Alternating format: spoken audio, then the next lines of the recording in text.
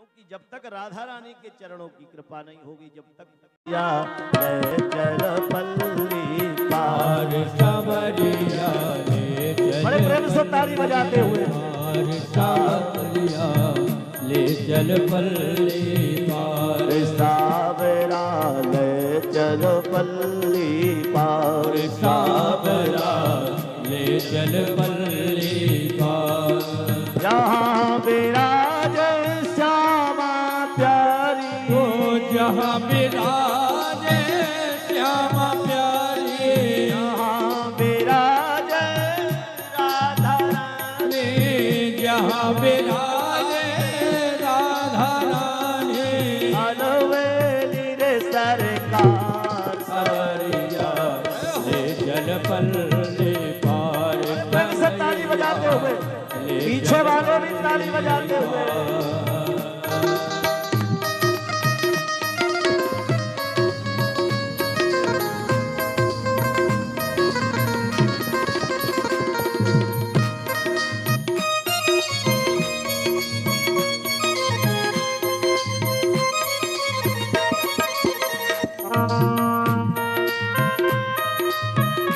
जय हो।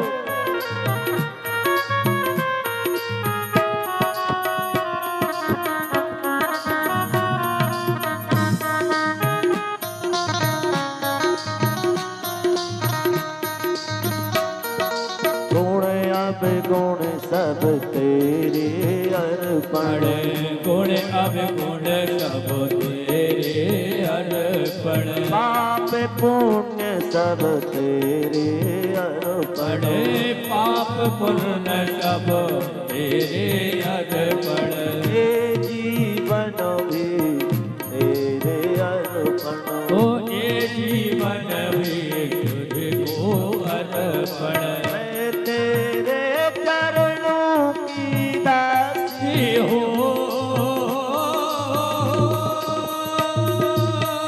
मैं तेरे चरणों की दासी तुम हो प्राण आधार सावरिया ले चल पल्ली पार सावरिया ले चल पल्ली पार जहाँ विराज श्यामा प्यारी जहाँ विराज राधा रानी अलवेली रे सरकार सावरिया ले चल पल्ली पार सावरिया ले चल पल्ली पार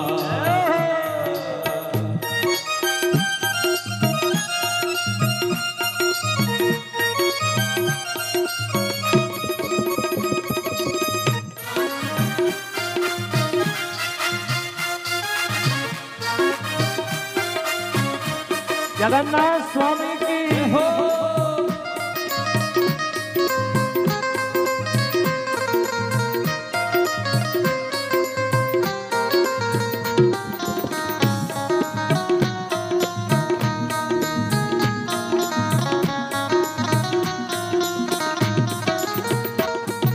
तेरी आस लगा बैठी हूँ तेरी आस लगा बैठी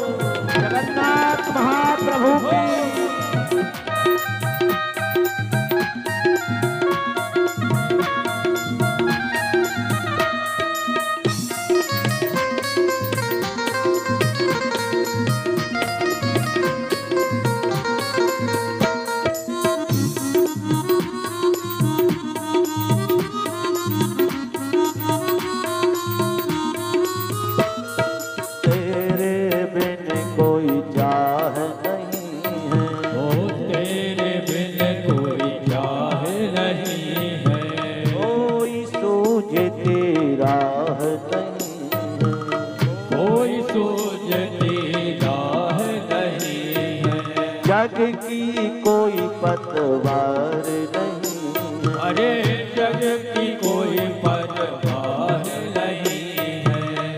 मेरे प्रियतम मेरे माझी सावरिया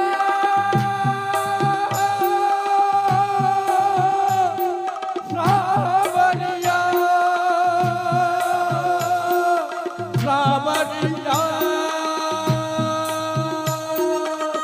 मेरे प्रियतम मेरे माही, मेरे प्रियतम मेरे माही।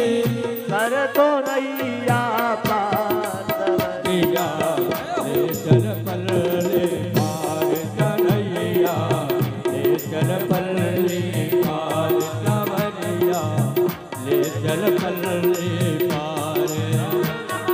वो जहाँ पे राधे राधा रानी, जहाँ पे राधे राधा रानी, जहाँ पे राधे श्यामा प्यारे, जहाँ पे राधे श्यामा प्यारे।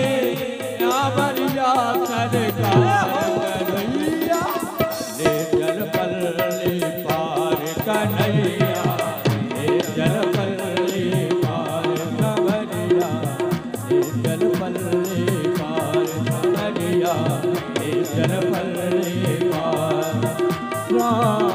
सावरिया सावरिया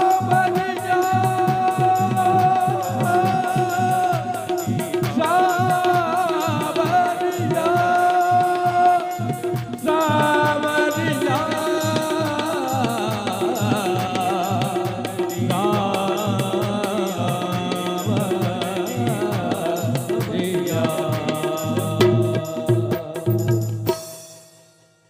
बोलिए जगन्नाथ स्वामी की जय हो। उद्धव जी महाराज को दिव्य प्रेम हुआ है। सोह न राम प्रेम बिनु ज्ञानु, बाबा रामचरितमानस में सूत्र रखते हैं कि जब तक प्रेम नहीं होगा तब तक ज्ञान की शोभा नहीं है बंधु। ज्ञान की शोभा तो तब होगी, इसलिए उद्धव जी में ज्ञान तो था मगर मेरे गोविंद को कहीं ना कहीं प्रेम का अभाव दिखा, इसलिए गोपियों का प्रभाव डाल करके भगवान श्याम सुंदर ने परिपूर्ण किया है उद्धव जी महाराज को। बोलो राधा रमण सरकार। कल मैं बता रहा था प्रभु के बड़ा सुंदर विवाह हुआ। ब्रह्मा स्वयं पंडित बन करके आए हैं भगवान के विवाह। बड़ी सुंदर लगन रखी गई। बारात भगवान आ चुके थे। बलदाऊ दादा पूरी सेना लेकर के कुंडनपुर पहुंच गए। रुक्मी पीछे लगा हुआ था, भगवान ने बंदी बना लिया। जैसे भगवान ने धनुष उठाया, रुक्मणी ने हाथ जोड़ करके कहा कि प्रभु ये मंगल वेला है, इस समय मेरे भाई को मत मार देना। अरे नहीं नहीं, बोले मैं मार नहीं रहा हूं रुक्मणी, ये जीजा साले का तो एक बार बता तो दो कि जीजा है कैसा है। चलिए भगवान ने रुक्मी को घोड़े सहित धूल चटा दी है। रुक्मी ने कहा मैं लौट करके कुंडनपुर नहीं जाऊंगा, दूसरी नगरी बसाई, जब तक कन्हैया से मैं बदला नहीं ले लूंगा। यहां बहुत आनंद के साथ रुक्मणी जी का विवाह, भगवान का प्रथम विवाह रुक्मणी के साथ हुआ है। भगवान का दूसरा विवाह जाम्बवती के साथ हुआ है।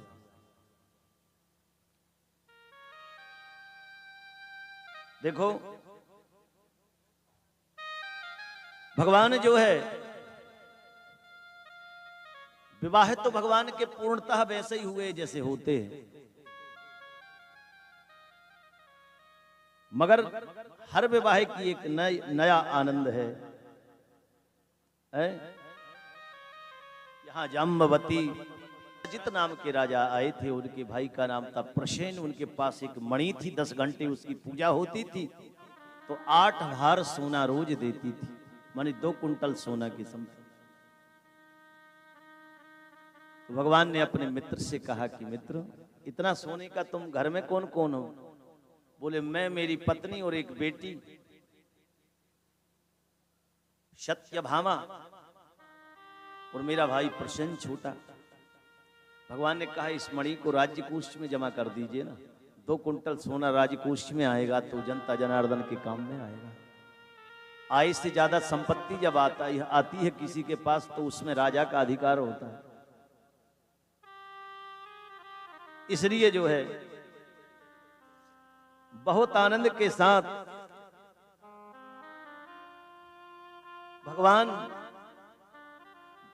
उसी दिन क्या हुआ, सत्यजित ने मना कर दिया कि प्रभु मेरे दादा परदादाओं के हाथ की वो मणि है, स्मंतक नाम उसका है, उसकी नित्य पूजा होती, मगर मणि नहीं दे सकता। भगवान ने कहा मित्र, मैं राजा हूं, तुम मेरे मित्र हो, तुम मेरा कहने का कर्तव्य है राजा होने के कारण, देना न देना आपके हाथ में। उसी दिन क्या हुआ कि राजा का छोटा, सत्यजित का छोटा भाई प्रसेन उसको गले में धारण करके और जंगल में शिकार खेलने के लिए गया। और जैसे ही शेर ने देखा उस मणि को तो आकर्षित हो गया। शेर ने सोची कोई बड़ी शिकार है, तो शेर ने बड़े जोर से झपट्टा मारा तो प्रसेन को मार करके मणि को छीन लिया। और जैसे ही शेर ने मणि को देखा तो वहां से जामवंत माने रीछ आ रहे थे। रीछ ने जब मणि को देखा तो शेर की और रीछ की बहुत लड़ाई हुई, तो शेर को मार करके रीछ ने, जामवंत जी ने वो मणि को ले लिया। उन्होंने सोची कोई खाने पीने वाली चीज होगी, मगर वो थी नहीं मणि खाने की। तो अपनी गुफा में जाकर के जाम्बवती अपनी बेटी को दे दी खेलने के लिए। यहां सत्यजित ने भगवान को कलंक लगा दिया कि कल परसों तुमने हमसे मांगा था और हमने तुमको मणि नहीं दी, तो तुम हमारे भाई को मरवा करके मणि को छीन लिया। भगवान को कलंक लगा। भगवान ने सुधर्मा सभा में संकल्प किया कि मेरे कलंक को मैं दूर करूंगा। उसी समय भगवान गए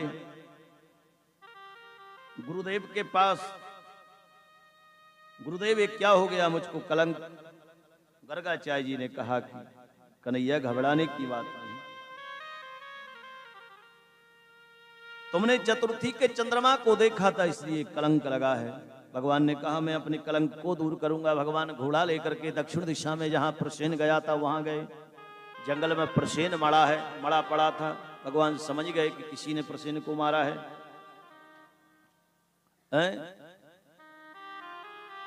इसलिए बहुत आनंद के साथ वहां देखा तो रीछ के पंजे थे जहां शेर मारा पड़ा है। तो भगवान ने सोचा रीछ की और शेर की लड़ाई हुई है। तो गुफाओं में देखा तो एक गुफा में जाम्बवती उस मणि से खेल रही थी। भगवान पहचान गए कि वही मणि है। जाम्बवती घबरा करके अपने पिताजी के पास गई। भगवान को देख करके जामवंत जी निकले और भगवान का और जामवंत का बड़ा भयंकर युद्ध हुआ। जामवंत को परास्त करके भगवान छाती पर बैठ करके जैसी मुष्टिका बनाई, तभी जामवंत जी ने हाथ जोड़ करके कहा कि प्रभु मैं पहचान गया कि आप मेरे राम हैं। भगवान हंसने लगे। राम रावण जब युद्ध हुआ था, जब जामवंत अति बूढ़ा लिखा है, सबसे बूढ़े वही थे। और राम जी ने जब रावण को मार करके अयोध्या के जब राजा बने तो सबकी विदाई चल रही थी। जाम्बवान का जब नाम आया तो भगवान ने हाथ जोड़ करके कहा कि मैं आपको क्या दे सकता हूं,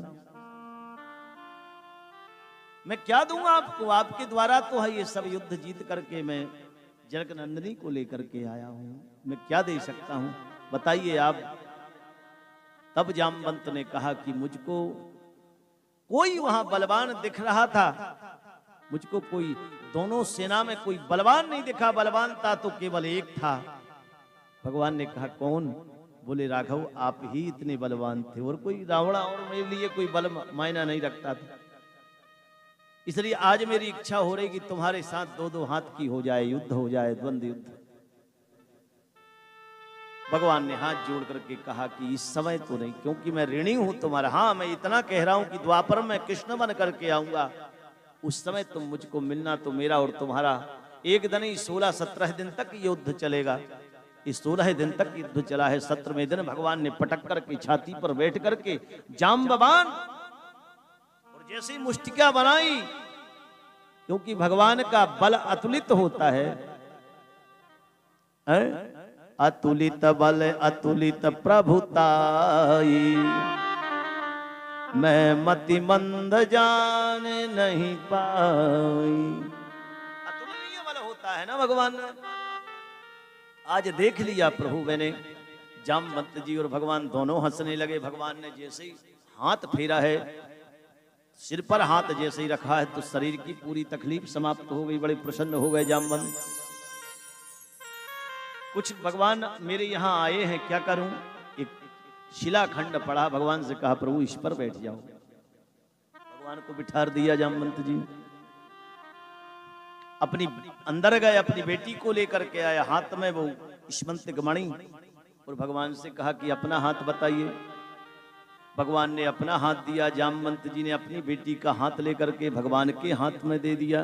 प्रभु मेरी एक ही बेटी है और आपके साथ विवाह करना चाहता हूँ, और आपके पांव पूजने में स्मंतक मणि में आपको देता हूँ। बोलो द्वारिकाधीश की जय। अब रीछ की बेटी तो रीछ नहीं होगी ना। अब भगवान वहां से चले, नारद जी को पता लग गया कि रीछनी से शादी हुई है। नारद जी का तो काम ही है भाई। दौड़ करके रुक्मणी के पास में पहुंचे, बोले एक बार पता है जब हिरण्यकश्यप को मारा था, बलि के यहाँ जब भगवान गए थे, तो बलि के यहाँ बलि से इतने आकर्षित हुए कि आज भी बलि के यहाँ 6 महीना तक चौकीदारी करते।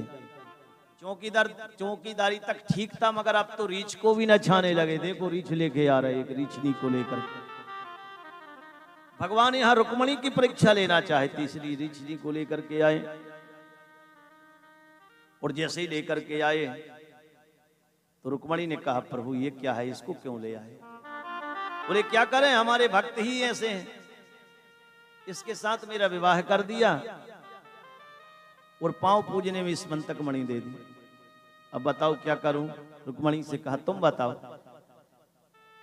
अब आज की पत्नी होती तो क्या करती? तुम भी तो लगाओ दिमाग। है कहती तन्ना 10 मिनट खड़े रहो, थाने कितनी दूर है हमें जो पता लग जाए। अब भी FIR होती, घर देखना पूरी लारी की लारी आ रही। अब भाई पता लग जाए तो भैया रीछनी का करने। मगर रुक्मणी ऐसी नहीं है। रुक्मणी ने कहा प्रभु जब आप कह रहे कि इसके साथ मेरा विवाह हो गया, आपकी धर्म पत्नी हो गई, तो इसको मुझसे भी अच्छा बनाइए, इसका स्पर्श कीजिए। उसको वरदान था कि भगवान श्याम सुंदर जब तुम्हारा स्पर्श करेंगे तो तुम्हारा ये जाम्बवान जो रूप है वो तुम मनुष्य की योनि में आ जाओगी, देवी की योनि में आ जाओगी। उसी समय जैसे ही भगवान ने स्पर्श किया तो जाम्बवती सर्वांग सुंदरी हो गई, सबसे सुंदर जाम्बवती थी। बोलो वृंदा विपिन बिहारी लाल की जय हो। इसके बाद भगवान सुधर्मा सभा में बैठे। भगवान ने कलंक को दूर किया। सत्राजित से कहा कि मैंने तुम्हारे भाई को नहीं मारा था। पूरी कहानी भगवान ने बताई। सत्राजित को बहुत शर्म लगी। दूसरे दिन भगवान को बुलाया और बुला करके आसन पर बिठाया, चरणों में गिर पड़े सत्राजित। भगवान ने कहा नहीं मित्र, मैंने बुरा नहीं माना, इसलिए नहीं माना क्योंकि 2 दिन पहले मैंने तुमसे चर्चा की थी। घटना ऐसी होती है, अगर 2 दिन पहले किसी की चर्चा करो और वो चीज घूम जाए तो शंका उसी के पास जाएगी ना जिसने इसकी चर्चा की थी, इसलिए शंका करना ठीक। मैंने कलंक भी दूर कर दिया। तब सत्राजित बहुत आनंद के साथ आए, भगवान का तिलक किया और तिलक लगा करके अपनी सत्यभामा नाम की बेटी का हाथ लेकर के द्वारिकाधीश के हाथ में दे दिया और कहा ये हल्दी का टीका लगा करके महाराज मैं आपका पांव पूजता हूं, बड़े आनंद के साथ विवाह की तैयारी करो। भगवान की तीसरे विवाह की तैयारी हुई। आज भगवान तीसरे बार सज रहे हैं, दूल्हे बन रहे हैं। एक बुंदेलखंडी में बहुत सुंदर गाया जाता है। देखो रि श्याम बन रावण आए, देखो रि श्याम बन। 15 माने लाड़ा, इंदौर की भाषा मालवी भाषा में लाड़ा कहते हैं, दूल्हा। बड़े ताली बजाते हुए बड़ा सुंदर गीत है। देखो रि श्याम बन रावण आए, देखो रि श्याम बन रावण आए, देखो रि श्याम बन रावण आए, देखो रि श्याम बन रावण आए। ये माताएं गाती है हमारे यहाँ। देखो ताली में कंजूसी मत कीजिए।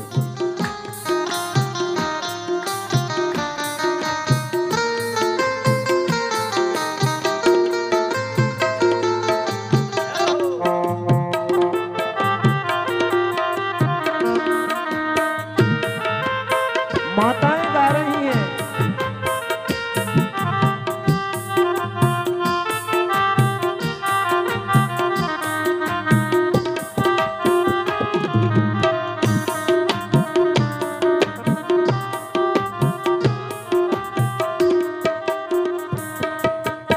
जनकपुरी अमरावती लागत, जनकपुरी अमरावती लागत, जनकपुरी अमरावती लागत, जनकपुरी अमरावती लागत। बगियन में मधुमास सुहाए, बगियन में मधुमास सुहाए। देखो रि राम बन रावण आए, अरे देखो रि राम बन रावण आए। उड़त अबीर गुलाल गनुयनों में, उड़त अबीर गुलाल गलियन में, उड़त अबीर गुलाल गलियनों में, उड़त अबीर गुलाल गलियन में। क्या हुआ? जहों दिस चंदन चौक पुराए, जहों दिस चंदन चौक पुराए। देखो रि राम बन रावण आए,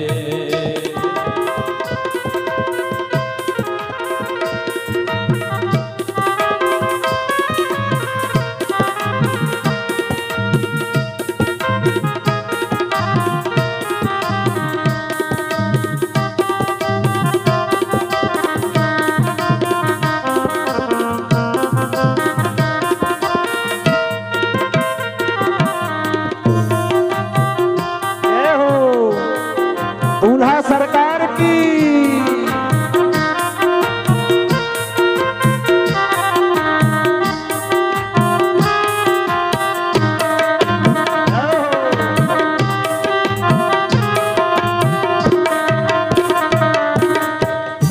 टीका हल्दी चावल अक्षत, काल रे चावल नंदन, टीका हल्दी चावल अक्षत, काल रे चावल अक्षत।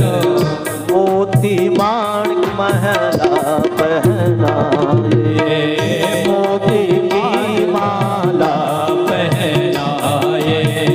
देखो रि राम बन रावण आए, अरे देखो रि राम बन रावण आए, देखो रि श्याम बन रावण आए, अरे देखो रि श्याम बन रावण आए, देखो रि श्याम दोहरा बन आए, अरे देखो रि श्याम रावण आए। देखो रि श्याम बन रावण आए।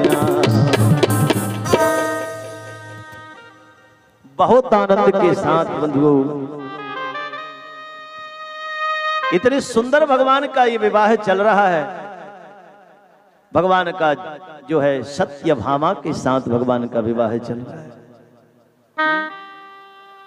क्योंकि हमारे यहाँ 16 संस्कार हैं, एक विवाह संस्कार भी उसी में है। और तेमा हमारे यहाँ तो बुंदेलखंड की पद्धति तो इतनी सुंदर है कि क्या बताएं। माताएं गाली देती हैं बरातियों को, आपके यहाँ मालवी में भी देती है, मालवा में सरदूर मैंने सुना है? कितना सुंदर। दुनिया को गाली दो तो गुस्सा हो जाता है, और विवाह में बड़े बड़े मूंछों वाले सोचते हैं कि गाली एक आध दो हमको भी मिल जाती। ये देखिए आप,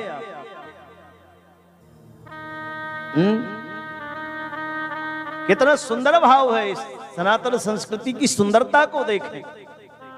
माताएं कैसी गा रही हैं गाली।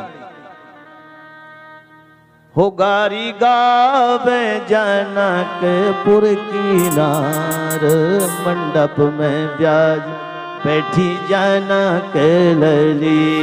गारी गावे जनकपुर की नार, मंडप में बैठी जनक लली।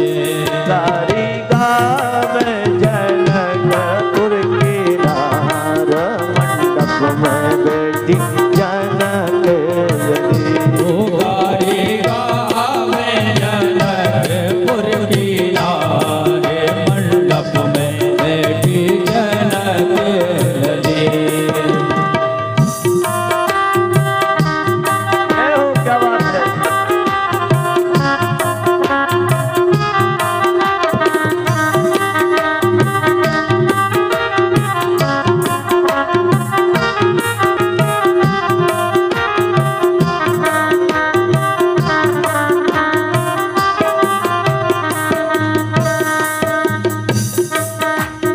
ब्रह्मा वेद गावे सजे बराती, नाचे गावे ब्रह्मा वेद पढ़े मुस्कावे, सजे बराती नाचे गावे।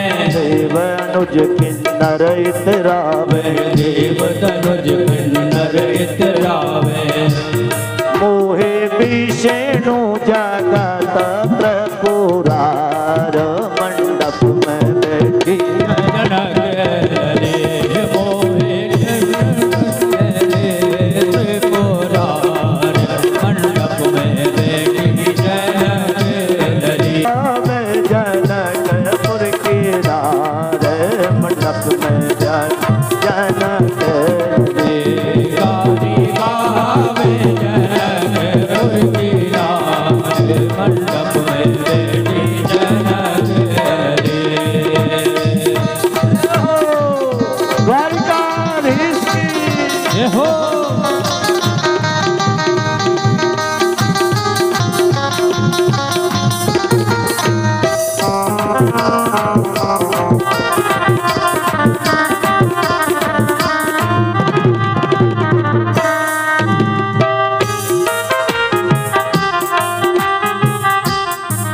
जाती हैं आप लोग। हीरा मोती सोना दमके, मणिमालक पर भूषण दमके। हीरा मोती सोना दमके, मणिमाणिक भूषण पर चमके। हीरा मोती सोनो दमके, मणिमाणिक पर भूषण दमके। हीरा मोती सोना चमके, मणिमाणिक को दमके। लगे आभूषण जियरा ललके, लगे आभूषण जियरा ललके। सिया बेटी को 16 श्रृंगार, मंडप में बैठी जनक लली। बैठी है 16 श्रृंगार, मंडप में बैठी जनक लली। गारी गावे, गारी गावे जनकपुर की नार, मंडप में बैठी जनक लली। गारी गावे जनकपुर की नार,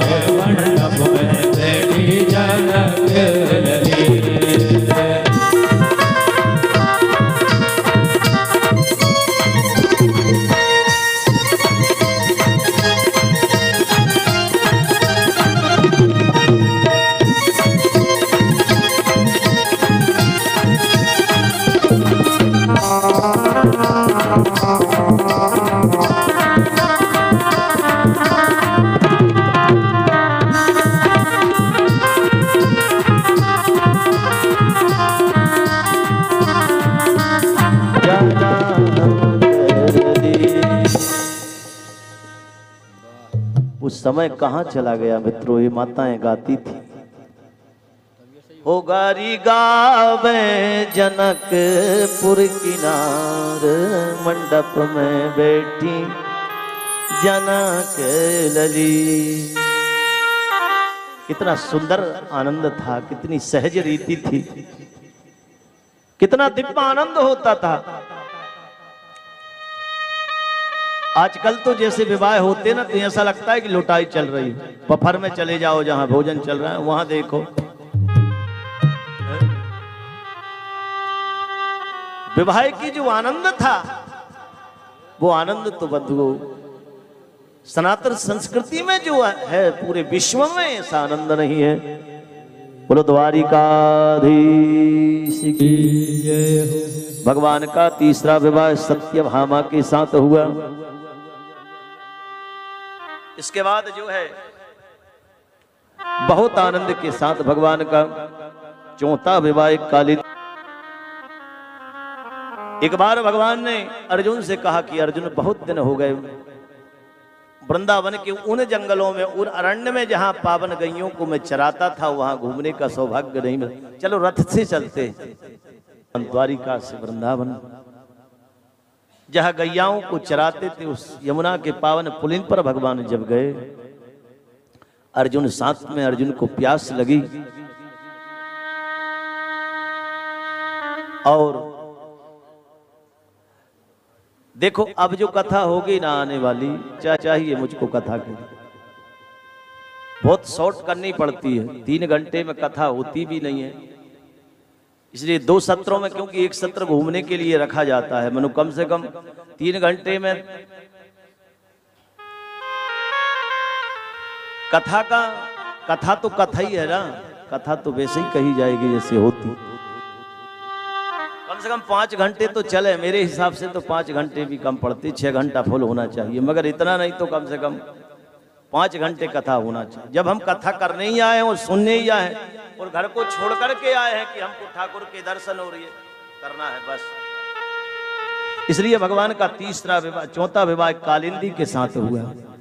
अर्जुन को प्यास लगी, भगवान के साथ घूम रहे थे, रथ से उतर करके भगवान से कहा कि प्रभु जल पीना है, ले जाओ, यमुना बह रही है, बड़ी सुंदर जल होगा, निर्मल। और जैसे ही अर्जुन गए तो वहां जाकर के क्या देखते हैं कि एक बट वृक्ष के नीचे शिलाखंड पड़ी है, एक शिला पड़ी है, उस पर एक बेटी तप कर रही है, विवाह योग्य है बेटी। अर्जुन को बड़ा आश्चर्य लगा कि घनघोर जंगल में वृंदावन के पूरी ये बेटी तप कर रही है, समझ में नहीं आई बात। यमुना का जल भी बह रहा है। अर्जुन गए, जल की आवाज हुई तो उसका ध्यान भंग हुआ। अर्जुन ने प्रणाम किया और कहा देवी आपका नाम बताएं, आप कौन हैं? तो उसने अपना परिचय दिया, अहम सवितुर अहम देवस्य सवितुर दुहितपति मिच्छति विष्णुं वरेण्यं वरदः तपा परममास्थिता। मैं सविता की बेटी हूं, मैंने भगवान सूर्य की, यमराज की बहन हूं, मेरा नाम यमुना है। और विष्णु वरेण्यम वरदः, मैं कृष्ण भगवान को अपना पति मान चुकी हूं, इसलिए बैठ करके तप कर रही हूं। बोले वो कब मिलेंगे? वो तो तुमको कभी मिलेंगे नहीं, वो कभी ना मिले मुझको, मगर मैं उन्हीं को पति मान चुकी हूं। वो तो यहां नहीं, द्वारिका चले गए, अब तो द्वारिकाधीश हो गए भाई। उनके दर्शन दुर्लभ है तो मिलना तो बहुत कठिन है। यमुना ने कहा एक जन्म क्या 1000 जन्म भी मुझको लेना पड़े तो मैं वरूंगी तो कृष्ण को ही वरूंगी। तो फिर अर्जुन ने कहा कि देवी चलिए मेरे साथ, वो समय आ चुका है। अर्जुन यमुना को लेकर के आए भगवान से कन्हैया से कहा कि तुम्हारा हाथ तो बताओ, हम देखें आकर में लिखी कितनी हैं, तुम्हारे विवाह कितने लिखे हैं ये तो हम बताओ जरा। भगवान बड़े गौर से देख रहे हैं। कालिंदी ने आज प्रथम बार प्रभु को देखा और जैसे ही भगवान ने हाथ बताया, अर्जुन ने कालिंदी से कहा अपना हाथ बताइए, और भगवान ने हाथ में हाथ दे दिया। कालिंदी का हाथ भगवान के हाथ में दे दिया। मंत्र जानते थे अर्जुन। मंगलम भगवान विष्णु मंगलम गरुड़ध्वजा मंगलम पुंडरीकाक्षो मंगलाय तनो हरि। बोले प्रभु आपका विवाह इनके साथ हो गया। अब इनके पिताजी को मैं खबर भेजाता हूँ, सूर्य को, और इनके भैया यमराज को खबर भेजाता हूँ, बड़े आनंद के साथ आपका विवाह होगा। ये आपको पति बनाना चाहती हैं। इसलिए जो है कालिंदी का विवाह भगवान का चौथा विवाह हुआ। पांचवा विवाह मित्रविंदा के साथ हुआ। विंदारविंद नाम के दो राजा थे। इनकी परम लाडली बहन का नाम मित्रविंदा था। भगवान का पांचवा विवाह मित्रविंदा के साथ हुआ। छठवां विवाह प्रभु का नागजिती के साथ हुआ। नग्जित नाम के राजा थे। इनके यहाँ बड़े भयंकर 7 सांड जैसे बैल थे। एक बाण में जो 7 को नाथ देगा, हमारी बेटी का विवाह उसी के साथ करेंगे। भगवान ने एक ही बाण में 7 बैलों को नाथ दिया। भगवान के साथ नागजिती का विवाह हुआ। 7वां विवाह भद्रा के साथ हुआ। 8वां विवाह मंद्र देश के राजा की बिटिया का नाम लक्ष्मणा। भगवान का 8वां विवाह लक्ष्मणा के साथ हुआ। बोलो द्वारिकाधीश की जय हो। एक राजा था भूमि से, भौमासुर नाम का, भूमि से उत्पन्न बड़ा बलशाली राजा था। इसने सोचा कि 21,000 बालिकाओं के साथ एक साथ विवाह करूंगा मैं। 16,000 और 100 बालिकाओं को इसने कैद में रख रखा था। जहां जाता जिस देश में उस राजा की बेटी को हर करके ले आता। 16,100 बालिकाएं हो गई। उन बालिकाओं ने भगवान श्याम सुंदर को पत्र लिखा कि हमारे जान खतरे में है, आप जल्दी से जल्दी आए। भगवान को पत्र मिला। भगवान गए पूरी सेना लेकर के, नारायणी सेना लेकर के भौमासुर का वध किया। भगवान ने मारा। भगवान ने जेलों से उन बालिकाओं को रिहा किया और कहा अपने अपने घर जा सकती हो तुम। उन 16,000 बालिकाओं ने कहा कि अब घर जाने से क्या है, क्योंकि दुनिया के लोग कलंक लगाने में देर नहीं करते हैं। तो भगवान ने कहा कि तुम्हारा स्पर्श नहीं किया है भौमासुर ने कभी, तो इसलिए आप घर जा सकती हैं। उनने कहा कलंक तो महाराज कलंक होता है। तो भगवान ने कहा ठीक है, तुमको क्या करना है विचार करके बताओ। सबने विचार किया और 16,100 उन बालिकाओं ने कहा कि कृष्ण कन्हैया द्वारिकाधीश, हम 16,100 ही आपको पति बनाना चाहती हैं। भगवान ने उसी समय एक क्षण में सबके साथ विवाह कर लिया। बोलो द्वारिकाधीश की जय हो। कितने विवाह हो गए भगवान के? 16,108 भगवान के विवाह हो गए। बोलो राधा रमण सरकार की जय। ये हलचल काय की हो रही? भोजन अभी थोड़ू बना है, अभी तो 12:50 ही हुए है ना। एक 1:15 बजे तक का कथा का समय है। 10 बजे आप लोग बैठे। और रात तो एकादशी है। 50% लोगों का तो काम ही नहीं वहां जाने का। अच्छा आज आलू बड़े बने, सुकैये पता नहीं रहे तो वे खा गए। और जब खा गए तब सोची क्या रात तो एकादशी है।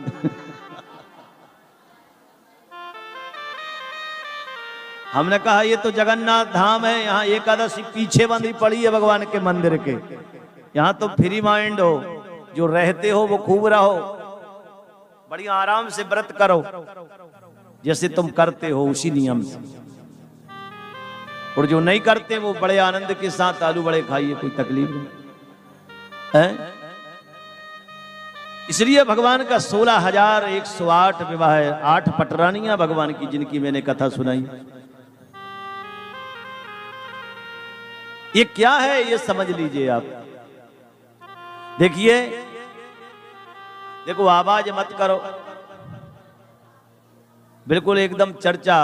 गोविंद बोलो हरि गोपाल बोलो, गोविंद बोलो हरि गोपाल बोलो, गोविंद बोलो हरि गोपाल बोलो, गोविंद बोलो हरि गोपाल बोलो, गोविंद बोलो बोलो गोपाल बोलो, गोविंद बोलो हरि गोपाल बोलो, गोविंद बोलो गोपाल बोलो, गोविंद बोलो गोपाल बोलो, राधा रमण हरि गोविंद बोलो, राधा रमण हरि गोविंद बोलो, राधा रमण हरि गोविंद बोलो, ओ राधा रमण हरि गोविंद बोलो, राधा रमण हरि गोविंद बोलो। देखो हमारे यहाँ 96,000 मंत्र वेदों में हैं। कितने हैं? 96,000 मंत्र। 80,000 कर्मकांड के हैं, जो दक्ष ने याद किए थे। कितने हैं कर्मकांड के मंत्र? 80,000। और 16,000 उपासना कांड के मंत्र हैं। तो 16,000 जो भगवान की रानियां हैं वो मंत्र ही हैं। मनात्रायते इति मंत्रः, वो ऋचाएं जिनको हम कहते हैं, वो ऋचाएं ही भगवान की पत्नी बन करके। उपमाने समीप होता है, आसना माने जो भगवान के पास पहुंचा दे उसको उपासना कहते हैं। उपसमीपे आसनम उपासनम, माने इन मंत्रों को तुम पढ़ोगे जो 16,000 हैं तो भगवान तक तुम पहुंच जाओगे। इसलिए 16,000 भगवान की वो ऋचाएं पतरानी रानी बन करके आई। और 100 उपनिषद हैं, ईशावास्य, कठोर इत्यादि ये उपनिषद। तो वो उपनिषद में भी वेदों की ही ऋचाएं हैं, उनको उपनिषद कहते हैं। 16,100 और 8 जो पटरानियां हैं वो अष्टधा प्रकृति है। भूमिरापो नलो वायु खम मनो बुद्धिरेव च अहंकारम मितीयम में भिन्ना प्रकृतिरष्टधा। जलवायु तेज आकाश, ये 5 तत्व मन बुद्धि और अहंकार, ये भगवान की अष्टपटरानियां हैं। इस शरीर ही द्वारिका है और भगवान आत्मा के रूप में बैठे हुए हैं। अष्टधा प्रकृति घेरे रहती है इस जीव को, इस आत्मा को, माने भगवान की पटरानियां ही भगवान को घेरे रहती हैं। तो इसलिए बहुत आनंद के साथ इसका मतलब यही है कि भगवान एक एक भगवान की पत्नी के 10 बालक हुए हैं। इतना बड़ा था यदुकुल। इस प्रकार से बंधु भगवान का विवाह हुआ। बोलो द्वारिकाधीश की जय हो। इसके बाद 5 पांडवों ने यज्ञ किया है, राजसूय यज्ञ। भगवान ने उसमें भी भाग लिया है। सबने अपनी अपनी सेवा ली, तो भगवान ने कहा मैं भी अपनी सेवा लूंगा। भगवान ने जूठी पत्तल उठाने का कार्य किया है। क्यों? यज्ञो वही विष्णु। आप ज्ञान यज्ञ, भागवत रूपी ज्ञान यज्ञ में बैठे, साक्षात भगवान का रूप है। इसमें कहने वाला, सुनने वाला और समझने वाला सब परमात्मा का रूप है, कोई अलग नहीं है। ये तो मनुष्य हैं हम सब, यहाँ जो पात्र हैं वो भी परमात्मा के रूप हैं। यज्ञशाला में जो लकड़ी इत्यादि जो घास लगा रहता है वो भी परमात्मा का रूप बताया है। तो इसलिए यज्ञ में सेवा का ज्यादा महत्व है। जैसे सब लोग भोजन कर रहे हैं, तो सब लोग भोजन कर रहे हैं तो हमको कुछ ना कुछ सेवा करना चाहिए थोड़ी। जैसे भोजन परोस दिया, कहीं भोजन कुछ कर दिया, कहीं कुछ ना कुछ, जो अच्छा लगे। भगवान स्वयं पत्तल उठाते हैं तब एक यज्ञ सफल होता है। और हम तीर्थों में यज्ञ करने के लिए जाते हैं, इसलिए यज्ञों में कहीं कोई गलती ना हो जाए, क्रोध ना आ जाए हमको, इसलिए सेवा का भाव रखें।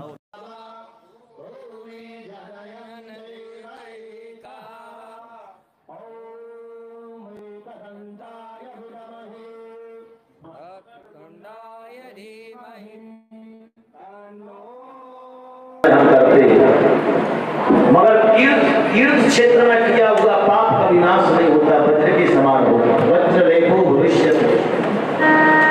इसलिए ध्यान रखें कि कोई गलती ना हो हमसे। इसलिए सेवा का भाव रहेगा तो कोई दो बात भी तुमसे कह देगा तो सहन शक्ति रहेगी आप। इसलिए सेवा का भाव रखें। पांचों पांडवों ने यज्ञ किया है और बड़े आनंद के साथ भगवान ने सेवा की है। श्रीमन्नारायण नारायण नारायण श्रीमन्नारायण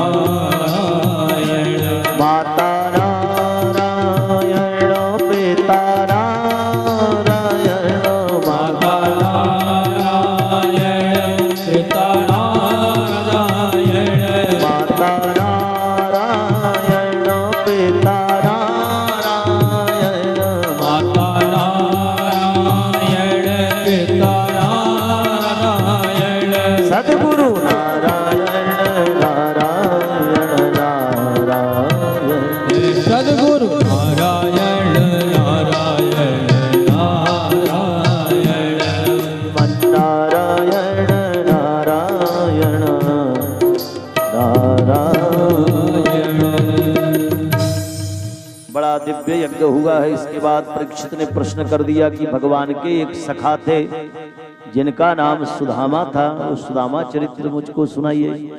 तब भगवान यहाँ शुकाचार्य सुदामा चरित्र सुनाते हैं। कृष्णस्यासीद सखा कश्चित ब्राह्मणो ब्रह्मवित्तमा विरक्त इंद्रियार्थेषु प्रशांतात्मा जितेन्द्रियः। यहां भगवान शुकाचार्य कहते हैं, श्रीमद् भागवत में अगर किसी के सामने स्त्री लगी है तो मैं बता रहा था कि भगवान शुकाचार्य जब बोलते हैं तो स्त्री लगाते। स्त्री शुक उवाच, माने राधा जी का तोता बोला और दूसरा किसी को स्त्री लगा है तो वो सुदामा जी के चरित्र में श्री राम चरित्र लिखा है। दूसरा सम्मान अगर किसी को मिला है तो वो बंधु सुदामा जी को मिला है। यहां बताया है कि भगवान के एक मित्र थे, नाम सुदामा, इनकी पत्नी का नाम सुशीला।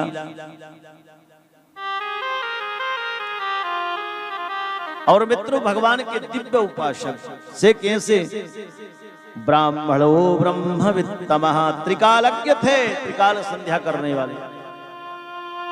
विरक्त इंद्रियार्थेषु, विरक्त थे। प्रशांत आत्मा जितेंद्रियः, प्रशांत आत्मा का शब्द होता है उनकी सब में आत्मा का दर्शन करते थे। प्रशांत माने सागर होता है, उनकी आत्मा सागर जैसी विशाल, सब में सत आत्मीय जनों में आत्मा का दर्शन करना प्रशांत आत्मा होता है। मगर बंधुओं 6 बालक घर में और बहुत गरीबी सुदामा के यहाँ, कुछ नहीं घर में।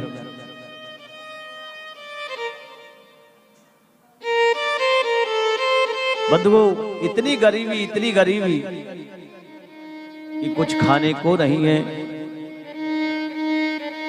ठंड का महीना जब आता है तो सोने के लिए कपड़े नहीं है।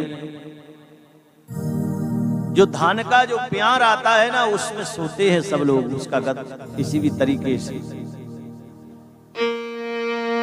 जो भिक्षा से मांग करके सुदामा जी लाते हैं, उसका परिवार चलता है। ठंड का समय है, जठर अग्नि तेज हो जाती है, बच्चों को हम सबको भूख बहुत लगती है। आज घर में कुछ नहीं है, सुशीला ने कहा। सुशीला भी सुदामा जी की परछाई है, ये समझ लीजिए आप। इसलिए बंधुओं पति पत्नी का जो जीवन होता है वो तपस्या के लिए होता है। वो दोनों मिलकर के तपस्या करते हैं। तो इसलिए घर में कुछ नहीं, बच्चों को जो है भूख लगी है। मैया गई घर में, यत्र तत्र देखा, मगर कुछ खाने के लिए नहीं है। तब उसने सुदामा जी को इशारा किया। सुदामा जी समझ गए कि घर में कुछ खाने के लिए नहीं।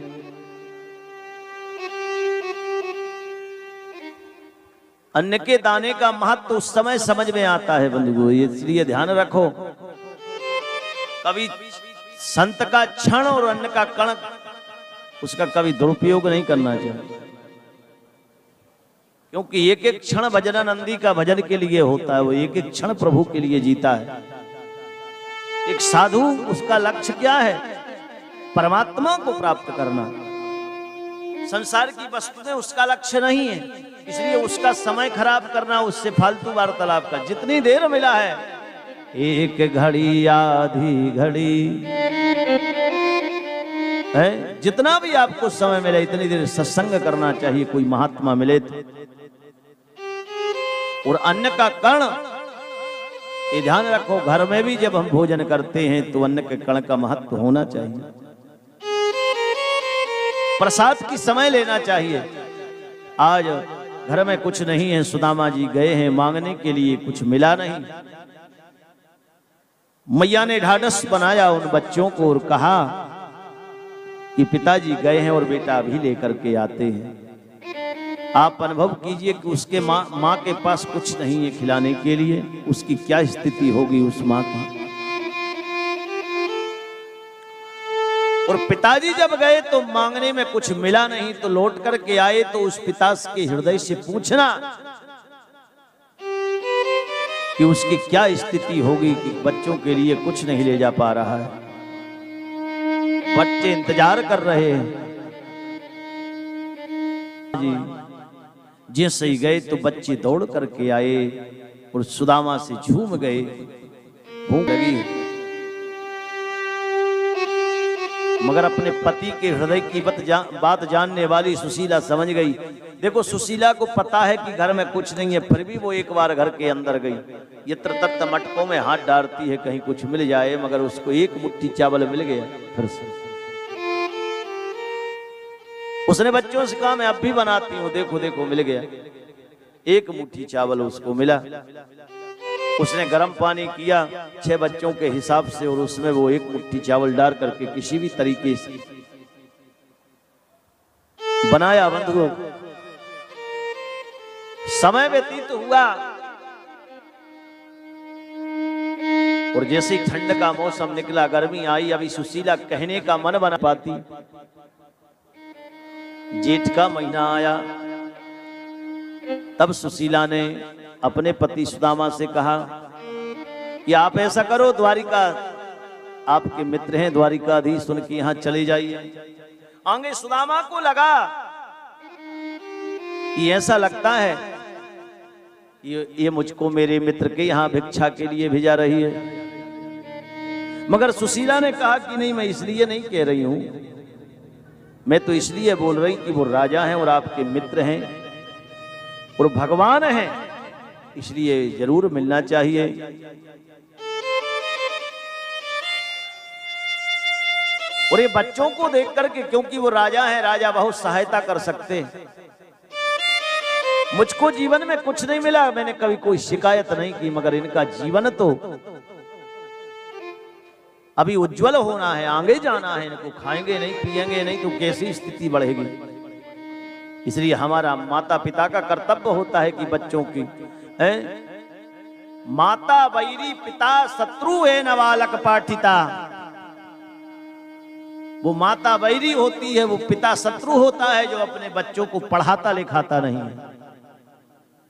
इसलिए अधिक से अधिक बढ़िया सुंदर शिक्षा बच्चों को देना चाहिए, अधिक से अधिक संस्कार देना चाहिए अपने बच्चों को। इसलिए सुशीला ने कहा कि आप ऐसा करो, द्वारिका चले जाओ।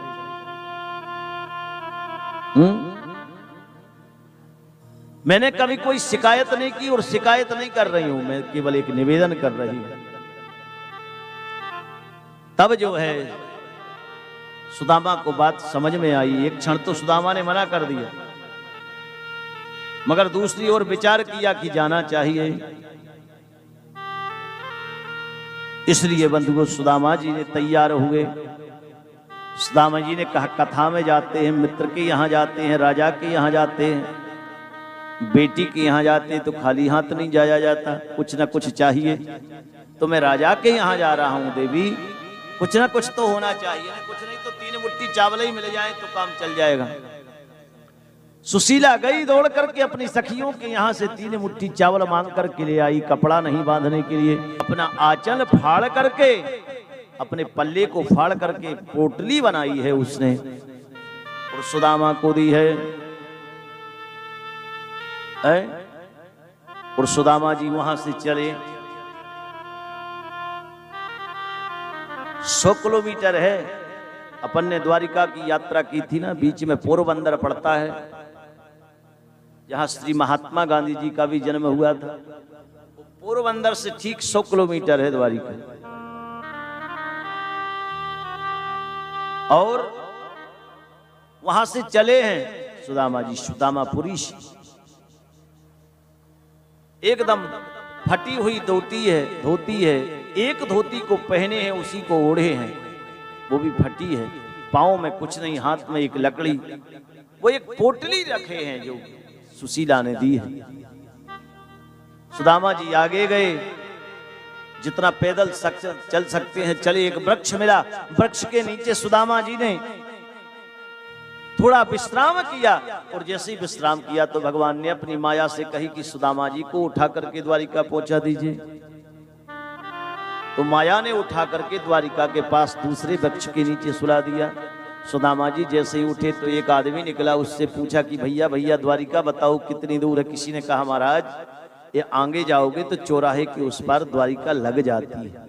आप पहुंच गए द्वारिका। सुदामा जी आगे बढ़े हैं और जैसे ही अंदर प्रवेश किया और चौराहे पर पहुंचे, स्वर्णमयी द्वारिका जिसके रोड भी सोने के हैं। और जैसे ही देखा है तो चकाचौंध आंखें चकाचौंध हो गई। यत्र तत्र सर्वत्र बाजारों में देखा, बड़ी सुंदर सेठ पगड़ी बांध करके, बाजू बंडी बांध करके, तिलक लगा करके बैठे हुए अपना व्यापार कर रहे। यत्र तत्र लोग सब अपने कार्य से लगे हुए हैं। सुदामा जी आगे गए, किसी से पूछा कि भैया ये बताओ मुझको श्री कृष्ण के यहाँ जा। अरे किसी ने कहा बाबा क्या बोलते हो आप, ऐसा बोला जाता है प्रभु से क्या? अरे हमारे प्रभु द्वारिकाधीश श्री कृष्ण बड़े दयालु हैं, इसलिए ऐसे नहीं बोला जाता उनसे। फिर कैसे बोले? बोले 1001 श्री श्री यशोदानंद देवकी नंदन भगवान श्री कृष्ण, ऐसे सम्मानित शब्दों से बोला जाता है। अरे भैया देखो मेरो मित्र तो इसलिए मैं तो सीधो ही नाम ले वो जानू है, मैं सीधा लेना ही नाम जानता हूँ। बोले बताइए कहाँ मिलेगा? किसी ने कहा बाबा आप यहाँ से जाओगे, पहले दरवाजा पड़ेगा, दूसरा पड़ेगा, तीसरी में दो आपको दो द्वारपाल मिलेंगे। उन द्वारपाल से पूछना, वो सब बता देंगे। सुदामा जी गए हैं और जाकर के बहुत आनंद के साथ द्वारपालों ने दूर से देख लिया कि कोई दादाजी आ रहे हैं, कोई पंडित जी आ रहे हैं, कोई ब्राह्मण देवता आ रहे हैं। तो इसलिए द्वारपाल ने कहा महाराज जी कहां जाना है आपको? तब सुदामा जी ने कहा कि देखो भैया मेरे मित्र हैं द्वारिकाधीश श्री कृष्ण, इसलिए मैं उनसे मिलना चाहता हूं। एक दो बार तो ध्यान ही नहीं दिया उनने। तीसरी बार सुदामा जी ने कहा भैया मेरी खबर पहुंचाओ द्वारिकाधीश श्री कृष्ण के लिए, क्योंकि मैं उनसे मिलना चाहता हूं। और बहुत आनंद के साथ वो द्वारपाल ने कहा ठीक है। एक ने कहा कि तुम चले जाओ भगवान द्वारिकाधीश से बता देना। और बहुत आनंद के साथ बंधुओं वो द्वारपाल गया है और जाकर के भगवान श्री कृष्ण को प्रणाम किया और बताता है बहुत आनंद के साथ। भगवान ने कहा क्या हो गया? वो द्वारपाल कहता है एक ब्राह्मण देवता आए हैं। बड़ी विचित्र स्थिति है महाराज, मैंने आज तक ऐसा मनुष्य नहीं देखा। बड़े सीधे और सच्चे ब्राह्मण हैं, तिलक लगाए हुए हैं, एक ही धोती को पहन रखा है, उसी को ओढ़ रखा है, वो भी फटी हुई है, एक पोटली ले रखी है। शरीर में दिव्य तेज है उस ब्राह्मण के, हाथ में लट्टू लिए हुए हैं। शीश पगा न झगा तन पे प्रभु जाने बस, धोती पटी सी लटी दो पटी और पाए ओपार ही नहीं श्यामा, द्वार घरो दूज दुर्बल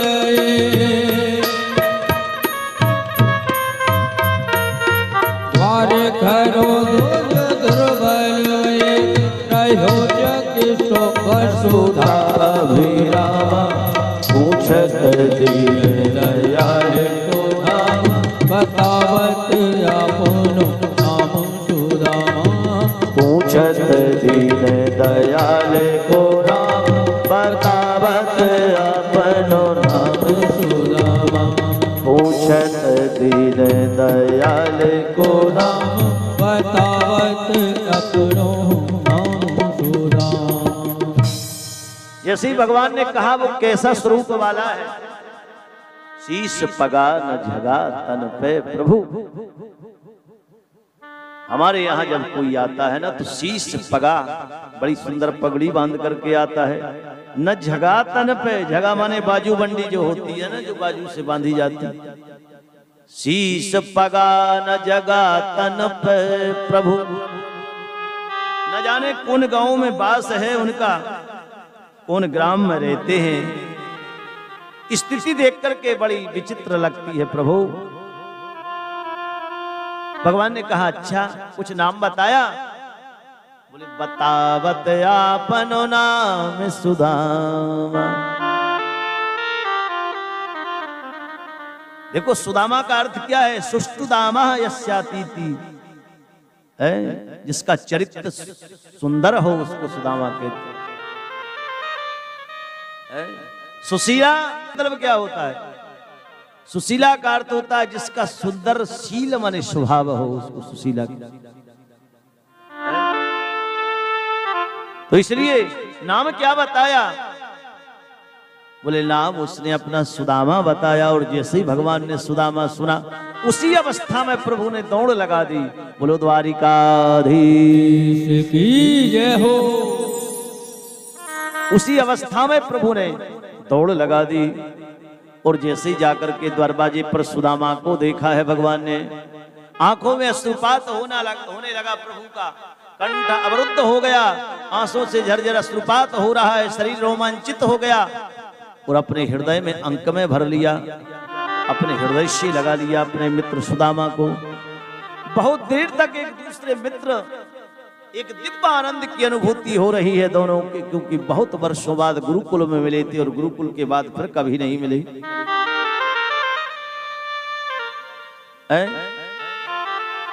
इसलिए जो है बहुत आनंद के साथ भगवान हाथ पकड़ करके लेके आए। भगवान बार बार हृदय भर जाता है सुदामा को देख करके। और जैसे ही जो है आए तो भगवान जिस आसन पर बैठे थे तो भगवान नीचे बैठ गए। भगवान ने ब्राह्मण का चरण अपने हाथों में ले लिया, सुदामा को ऊपर बिठा दिया। भगवान तलियों में हाथ फेर रहे हैं, फटी हुई बीमारियां हैं, कांटे लगे हुए हैं पैर में। आज जो है रुक्मणी ने देखा, भगवान की पत्नियों ने देखा तो थाल लेकर के, स्वर्ण ताल जल लेकर के लिए भागी हैं, मगर जल से नहीं धुलाना चाहते प्रभु। अपने आंसू रूपी अमृत से भगवान अपने भक्त के पैर धुलाना चाहता है। ये देखिए, ये है भागवत का लक्षण कि जीव हंस रहा है और परमात्मा रो रहा है। आज भगवान की इस स्थिति को देख करके सुदामा मंद मंद मुस्कुरा रहे हैं, क्योंकि भगवान को बहुत मुखारविंद जब प्रभु का देखते हैं तो आनंद विभोर हो जाते हैं। सुदामा जी मंद मंद मुस्कुरा रहे हैं और भगवान सुदामा के चरणों पर हाथ फेर रहे हैं ना, तो कांटे लगे हुए हैं, तो अंगुली लग जाती है, बीमारी फटी हुई है। ऐसे भी हाल बीमाई ने सो पग कंटक जाल लगे पुनि जो है। आए महादुख पायो सखा तुम आए तेरा तेरे कोई। एक सुदामा की दीन दशा,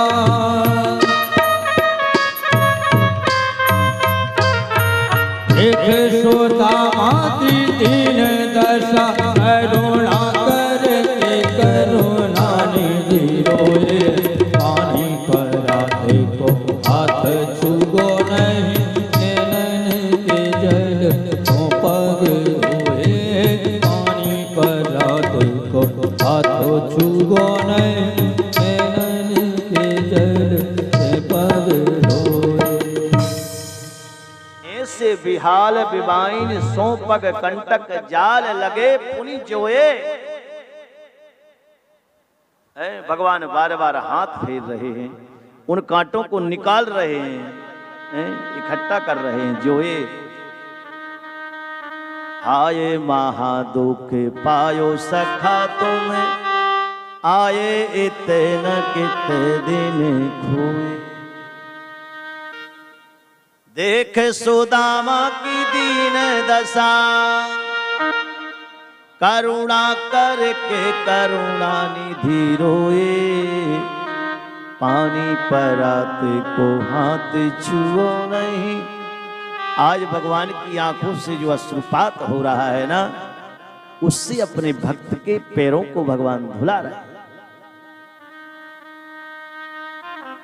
जिसके जीवन में ये भागवत उतर जाती है मित्रों, उस जीव का और परमात्मा का इस प्रकार से मिलन होता है। इसलिए आखिरी में सुदामा चरित्र क्यों बताया? इसीलिए कि भगवान स्वयं उस जीव के पास आते हैं, स्वयं दर्शन प्रभु देते हैं। इसलिए आज सुदामा की उसी समय जो है भगवान की रुक्मणी, इस बात को रुक्मणी नहीं समझ पाई। भगवान ने पैर माने धुला दिए, मगर रुक्मणी परात लेकर के आ गई सोने का, नीचे रख लिया भगवान ने पैरों के नीचे। अब जल लेकर के आई, मगर अपने आंसुओं से प्रभु पैर तो धुला ही चुके ना, अब जल से धुला रही है।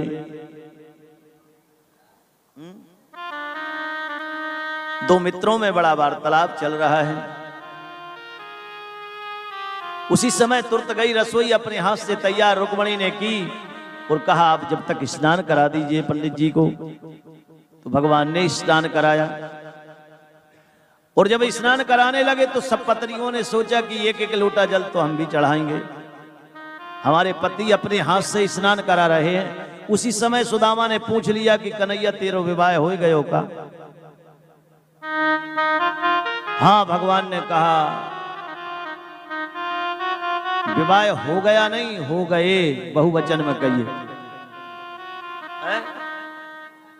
बोले ये जो लाइन देख रहे हैं ना, सब कह रहे हैं कि एक एक लोटा जल चढ़ाएंगे। ये सब इन्हीं के साथ हुआ है, ये सब इतनी पत्नियां हैं मेरी। अरे जैसे सुदामा ने देखा कि ये सब आपकी पत्नियां हैं, बोले हाँ सब एक एक लोटा जल चढ़ाएंगे। तो भैया मुझे डबल निमोनिया नहीं होएगा है? इतनी सब मुझको नहवाएंगी तो क्या स्थिति होगी मेरी? भगवान ने कहा स्नान तो करना पड़ेगा प्रभु। सबने थोड़ा थोड़ा सा जल चढ़ाया है। ब्राह्मण देवता के बड़े सुंदर दिव्य वस्त्र भूषण पहनाए हैं, बड़ा सुंदर 56 प्रकार का सोने की थाल में भोजन लगा करके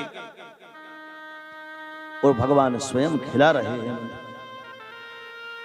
इस प्रकार से 3 दिन तक सुदामा जी भगवान की यहां रुके।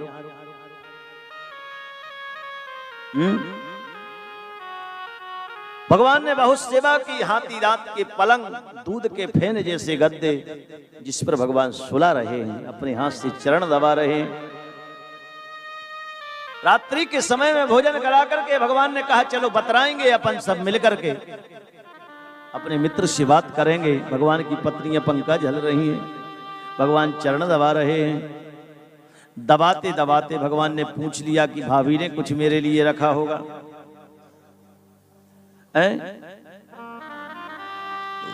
जैसे ही इतना कहा,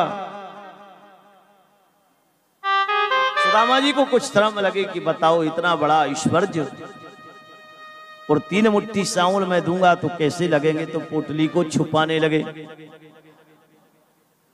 और जब पोटली को छुपाने लगे भगवान समझ गए। और जैसे ही भगवान समझे तो भगवान ने जल्दी से वो पोटली ली कि ये मेरी भाभी ने रखा है मेरे लिए। और भगवान ने खोला और खोल करके भगवान इतने प्रेममय हो गए कि वो समझ गए कि मेरी भाभी का आंचल है, आनंद आंचल में बंधे हुए चावल हैं। तो इसलिए भगवान ने 1 मुट्ठी खाई, फिर दूसरी मुट्ठी खाई और तीसरी मुट्ठी जब खाने लगे तो रुक्मणी ने हाथ पकड़ लिया। हाथ गयो प्रभु को कमला, कहनाथ कहा तुमने चितधारी। तंडुल खाय मुठीक एक दीन, सर्व संपदा नाथ तिहारी। आपने 1 मुट्ठी खाई तो 1 लोक दे दिया, दूसरी मुट्ठी खाई तो दूसरा लोक दे दिया। अब महाराज तीसरी मुट्ठी खा करके 3 ही लोक दे दोगे तो तुम्हारे बच्चे क्या करेंगे? एक रानी के 10 बच्चे हैं। इसलिए हाथ पकड़ लिया। रंग कहीं आप समान कियो तुम, चाहत आपन होत भिकार। अरे महाराज इसमें तो हम ही भिकारी हो जाएंगे। भगवान को ध्यान नहीं है। बोलो वृंदा विपिन बिहारी लाल की जय। सुदामा जी 3 दिन तक भगवान ने सेवा की है। बड़ा सुंदर भोजन, बड़ा सुंदर आवास की व्यवस्था। तीसरे दिन सुदामा ने कहा पंडिताइन घबरा रही हो गई, मुझको जाना पड़ेगा।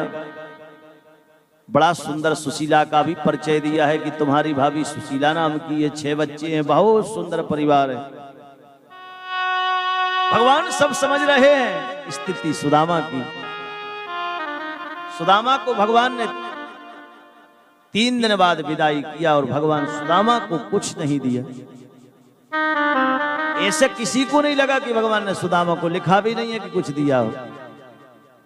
दिया तो सुशीला को दिया। भगवान तो वहां आगे ही पहुंच गए, बस सुदामा नहीं पहुंचे उसके आगे। पूरी पोरबंदर को भगवान ने दिव्य बना दिया, सुशीला का महल दिव्य बना दिया, सब कुछ आनंद हो गया। पूरा सुदामा को कोई पता नहीं। तो सुदामा को भगवान ने फिर दिया क्या? ये मुख्य बात है। सुदामा को क्या मिला? द्वारिका से जाने के बाद भगवान इतने प्रसन्न हुए, सुदामा से कहा कि सुदामा मेरे तो 2 हाथ हैं, मैं तुमको 4 हाथ देता हूं, तुम्हारे 4 हाथ तुम मेरे जैसे हो जाओगे, जैसे भगवान विष्णु हैं। इसलिए भगवान ने सारूप्य मुक्ति प्रदान की, अपने जैसा रूप प्रदान किया सुदामा जी महाराज को। बोलो वृंदा विपिन बिहारी लाल की जय। इसलिए बंधुओं, भागवत तो भागवत है, किसनी सुनाई जाए हैं? अब समय हो रहा है, सुदामा चरित्र के पास भी बहुत है भागवत के सुनाने के लिए, मगर समय अपना हो चुका है। और देखिए बड़ी सुंदर यात्रा ये संपन्न होने जा रही है, मगर अभी पूर्ण नहीं हुई जब तक आप घर नहीं पहुंच जाओगे सुरक्षित और व्यवस्थित ढंग से। आप बड़े आनंद से व्यवस्थित होकर के जैसे आए थे वैसे ही आपको सबको लौटना है। ये मेरी तीसरी यात्रा है। इसके कोरोना के पहले हमने द्वारिका की थी, वहां भी 250 लोग थे। फिर कोरोना के बाद दिसंबर की ऐसा कुछ था समय, तब हमारा वृंदावन की यात्रा, हाँ राम जी भाई सत्संग हाल में 150 लोग थे। वो भी यात्रा बहुत दिव्य आनंद प्रदान किया उसने। और ये तीसरी यात्रा आप सबके साथ एक दिव्य आनंद की अनुभूति करते हुए हम, और आप सबने हम लोगों को बहुत निभाया। और चौथी कथा भदौरिया मैडम जी की यहाँ 13 से है, 13 नवंबर से, और 2 अक्टूबर से हमारे नेताजी जो हैं कमलेश जी मिश्रा, उनका कोई पारिवारिक संबंधी है, अभी मेरी पूरी उनसे मगर कथा निश्चित है। इंदौर में भी 2 अक्टूबर से कथा है। और उसके बाद मैडम जी के यहाँ है। तो आप सब लोग जो आ सकते हैं सब आमंत्रित हैं, जबलपुर के न सब दूर के आओ, वहां भी भंडारा मैडम के यहाँ चलेगा। मैडम नहीं डरती, मैडम कह रही सबको कहिए आमंत्रित क्या है हमारे यहाँ बड़े आनंद के साथ। अब तो उस समय तो ये क्वार्टर्स में रहती थी, मगर अब तो जो है ना, अब स्वयं का भगवान का मकान है और कोई तकलीफ नहीं है। बोली सब लोग आओ सिंगापुर टाउन में, बड़े आनंद के साथ जो है भगवान की पावन कथा होगी, वो भी लाइव रहेगी इसी प्रकार से श्री राधे कृपा चैनल से लाइव होगी। तो इसलिए, और देखिए एक और मैं आप लोगों से क्षमा मांगता हूं कि मेरे जो मित्र हैं जैसे सूर्यकांत जी शास्त्री हैं, नवल जी शास्त्री हैं,